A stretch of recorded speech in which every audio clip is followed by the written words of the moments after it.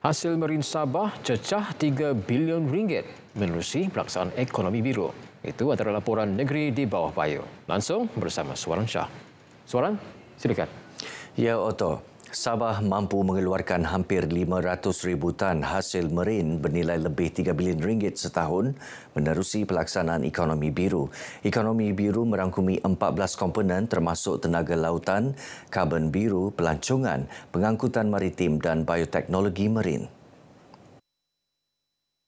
Ketua Menteri Datuk Seri Panglima Haji Jinor menyatakan antara projek besar ialah Loji Janakuasa OTEK sepanjang 500 km di pesisir pantai. Ia berpotensi menjana 20,000 megawatt tenaga hijau. Taman Perindustrian Ekonomi Biru turut diwujudkan di Kudat selain di Kota Belud dan Beaufort untuk menggalakkan pelaburan. Sejak 2022, Sabah mencatat pelaburan 42.3 bilion dan kini lebih aktif dalam industri minyak dan gas melalui kerjasama dengan Petronas. Ucapan beliau dibacakan Menteri Kewangan Datuk Seri Panglima Ahmad Sidi Manjun dalam Majlis Anugerah International Business Review IBR Asian. Dalam majlis ini, Sabah turut dinobatkan sebagai negeri paling cemerlang di Malaysia 2024. Kerajaan negeri terus memperkukuh pembangunan pendidikan tinggi menerusi pelbagai inisiatif. Ini termasuk beasiswa Kerajaan Negeri Sabah BKNS dengan peruntukan RM136 juta tertinggi tahun ini. Ketua Menteri Datuk Seri Panglima Haji Jinor menyatakan peningkatan ketara berbanding RM50 juta pada tahun 2020 mencerminkan kesungguhan kerajaan memastikan akses pendidikan dicapai anak Sabah. Tahun ini 4,170 pelajar bakal menerima tajaan BKNS tanpa mengira latar belakang sosioekonomi. Ucapannya disampaikan Menteri Sains, Teknologi dan Inovasi Datuk Dr. Muhammad Arifin Muhammad Arif dalam majlis penyampaian sumbangan mahasiswa pengajian tinggi dalam negeri Sabah Sentosa.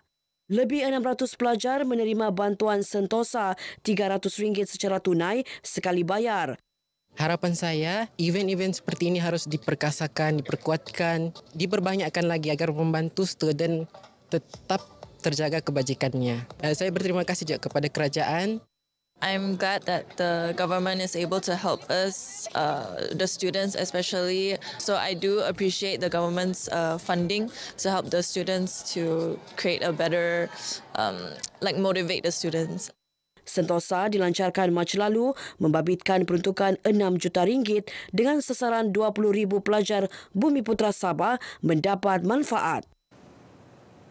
Sektor perubatan di Tawau berpotensi diperluas ke negara jiran Indonesia. Ia mampu mempromosikan pelancongan kesihatan sekaligus meningkatkan pelaburan dalam industri perubatan.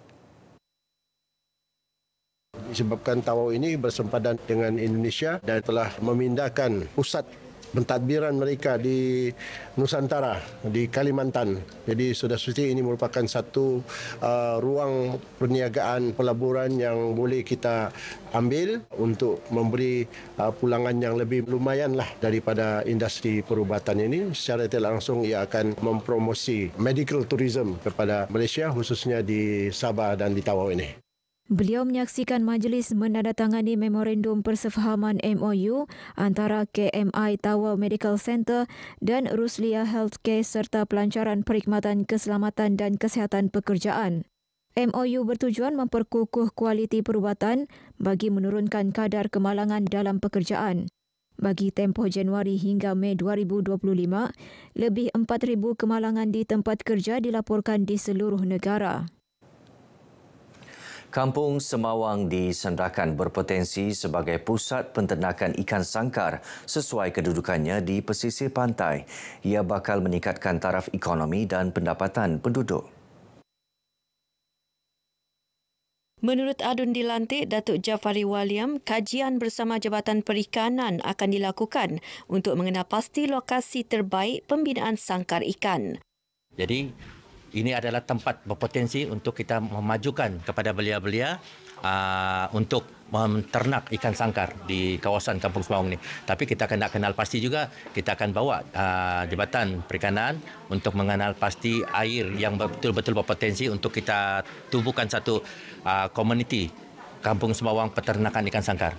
Beliau ditemui selepas menyantuni dan menyampaikan bantuan khas kepada penduduk Kampung Semawang. Golongan belia perlu melengkapkan diri dengan kemahiran teknologi yang semakin moden. Ini termasuk menguasai teknologi kecerdasan buatan AI. Menurut Ketua Pegawai Eksekutif Perbadanan Pembangunan Minyak dan Gas Sabah SOGDC, Datuk Harun Ismail, pelbagai kursus disediakan kerajaan mahupun badan bukan kerajaan NGO. Justru golongan belia disaran memanfaat kursus disediakan untuk meningkatkan penguasaan AI. KBS ada menyediakan, kerajaan negeri pun ada menyediakan kursus-kursus dan pihak universiti dan politeknik dan Petronas sendiri. Kita ada banyak agensi-agensi yang menyediakan kursus seperti ini dan ada sebahagian daripada agensi ini turun ke Padang, ke Pintas untuk membuat kursus dan sebagainya. Beliau ditemui selepas merasmikan pertandingan e-sport Piala Datuk Harun Ismail.